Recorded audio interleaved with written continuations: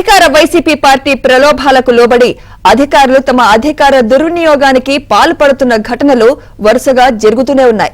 తాజాగా చిత్తూరు జిల్లా పూతలపట్టు నియోజకవర్గం బంగారుపాళ్యం మండలం ఎంపీడీఓ అధికార దర్పాన్ని ప్రదర్శించారు. కరుడువారిపల్లెలోని ఓ ప్రైవేట్ గెస్ట్ హౌస్ సమీపంలో వైసీపీ అభ్యర్థి సునీల్ తో పాటు 150 మందికి పైగా గ్రామ వాలంటీర్లతో సమావేశమయ్యారు. ఈ సమావేశాన్ని ఎంపీడీఓ ఏర్పాటు చేయడం తీవ్ర చర్చనీయాంశంగా మారింది.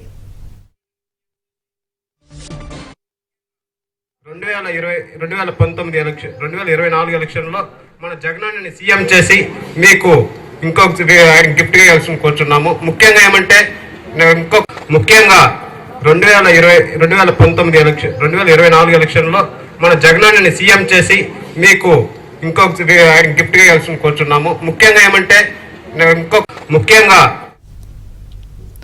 వైసీపీ అభ్యర్థికి వంత పాడుతున్న అధికార యంత్రాంగంపై తీవ్ర స్థాయిలో ప్రజలు విరుచుకుపడుతున్నారు.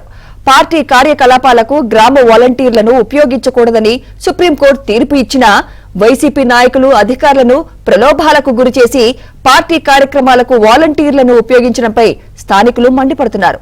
ఓ ప్రైవేట్ అతిథి గృహంలో ఎంపీడీఓతో వాలంటీర్లను పిలిపించి వైసీపీ అభ్యర్థి సునీల్ తో సమావేశం ఏర్పాటు చేయడం ఏంటని ప్రశ్నిస్తున్నారు. ఇదే అంశంపై మరింత సమాచారం మా ప్రతినిధి మనోహర్ అందిస్తారు. మనోహర్,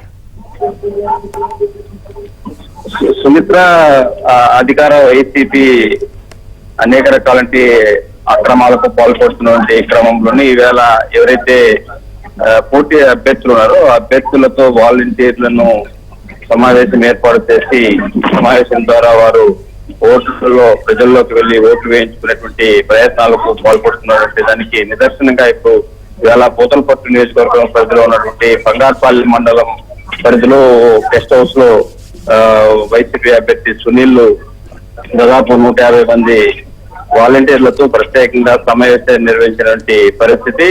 ఇందుకు పూర్తి స్థాయిలో ఎంపీడీఓ వాలంటీర్లకు ఆదేశాలు జారీ చేసి ఆ సమావేశానికి వెళ్లాలని ఆదేశించడంతో వారందరూ కూడా ఆ సమావేశానికి వెళ్లడం జరిగింది.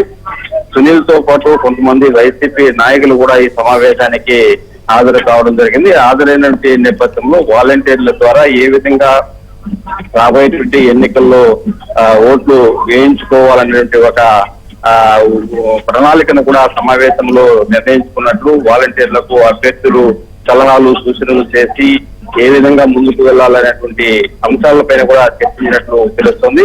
అయితే సుప్రీంకోర్టు వాలంటీర్లను ఉపయోగించుకోకూడదనేటువంటి ఒక ఆదేశాలు నిబంధనలను కూడా అతిక్రమించి ఈవేళ అధికార వైసీపీకి అధికారులు ఏ విధంగా వస్తపడుతున్నారనేటువంటి అంశానికి ఇవన్నీ కూడా నిదర్శనాలుగా నిలుస్తున్నాయి. రాష్ట్రంలో అనేక ప్రాంతాల్లో కూడా ఇలాంటి సంఘటనలు ఎదురవుతున్నప్పటికీ కూడా అధికారులు మాత్రము అధికార వైసీపీ ధనదాహానికి బలవుతూ ఏదైతే ఈ ఎన్నికల నిబంధనలు కావచ్చు, అదేవిధంగా సుప్రీంకోర్టు ఆదేశాలను కూడా ధిక్కరిస్తూ తమ యొక్క కార్యకలాపాలను సాగిస్తూ అధికార నేతలకు సహకరిస్తుండటం పట్ల ప్రజల్లో కూడా తీవ్రమైన వ్యతిరేక భావన నెలకొన్నటువంటి పరిస్థితులు కూడా మనం చూస్తున్నాము. Sumitra, right, thank you Manohar.